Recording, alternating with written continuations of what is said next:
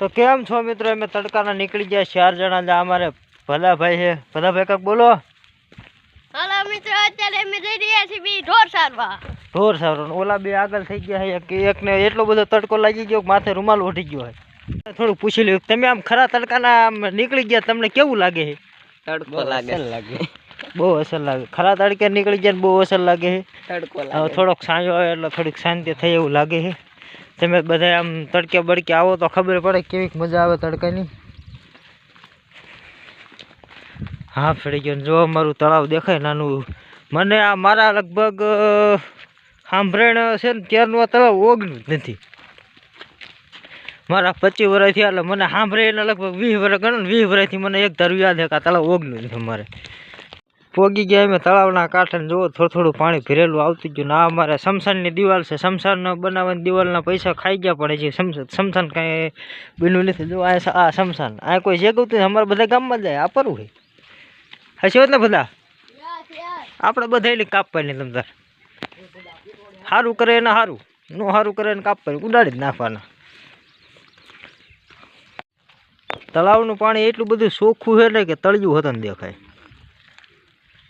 અને તડકો એટલો બધો છે ને કે ભૂકા કાઢી નાખે. એટલો આ કેમેરામાં તમને તડકો ન ખબર પડે, અહીં આવો તો ખબર પડે કેટલો બફારો થાય. એમ થાય કે આમાં નાવા મળવી. 15 મહિનાનો તડકો તમને ખબર છે કેવો તડકો લાગે, તપે ફૂલ. આ બધું તળાવ નાવું હોય તો આવજો, તમે તો હારે મળે નાખ્યું. એમાં નાના હતા ત્યારે આમાં નાહીને જ મોટા થયા. બહુ ના ભૂકા કાઢી નાખ્યા. ખાવો તો ઠેકડો મને ઢોરા કરી ગયો. આય પાછો લે માર આવ્યો. અમારા ગામનો નજારો દેખાડો નીકળાય. હા ઢોરામાં ચડીને જરાક દેખાડું.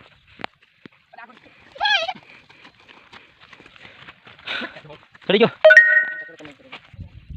તો આપતા ચડી ગયા. આને દેખાડ નહીં આપી દો, મને ચડી ગયો તો સરળ ઢોર.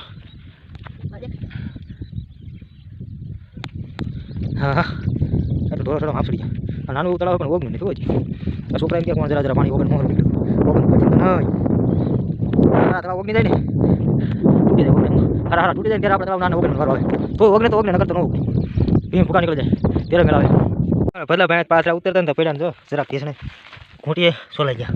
વાંધો નહીં થયો સમજો, વાંધો નહીં થયો, વાંધો બહુ નહીં થયો. અને આને તો એવા દાતા ને કે ભૂકા કરી નાખ્યા. આને જો ફરીથી શરૂ છેલ્લે હાલો થયો.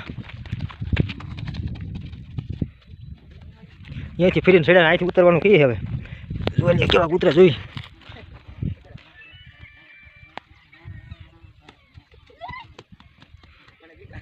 ધોડે ઉતર ઘણું એમ તો પીહાવી દેવું. હા ઉતરી જાય. જૂનવાણી લગાડેલું બોય કાઢ નાખ્યું હરખાએ. આને લાગ્યો તડકો હરખાએ. વિક્રમ ઠાકોરની સ્ટાઇલની હેર સ્ટાઇલ વિક્રમ ઠાકોરની કરેલી. એટલે તડકો લાગી ગયો, બે ગયો ઝાડાના ખાય બોડીનું ઝાડું. અમારા ગામની એવી રહસ્યમય જગ્યા દેખાડવાનું જ્યાં પાણી સતત આવતું જ રહે ચોમાસામાં.